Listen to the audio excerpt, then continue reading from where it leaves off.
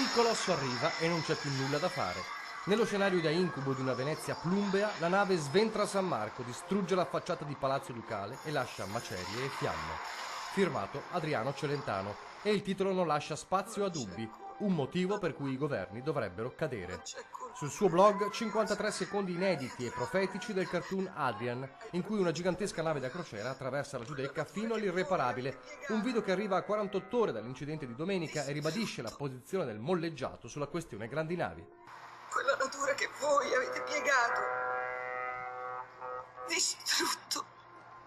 Mi auguro che dopo questo grave incidente chi deve decidere decida in fretta e con il coraggio dell'onestà, scrive sul blog Celentano, che nel suo cartoon aveva già immaginato i rischi estremi delle grandi navi a Venezia. Una battaglia che per Celentano non è nuova. 6 anni fa un piccolo passaggio di una sua canzone aveva suscitato polemiche. Fino a quando il comune di Venezia non fermerà quei mostri. L'epoca era il 2013, il mondo politico e istituzionale reagì in coro. Celentano continua a fare il cantante e lasci le cose serie a noi.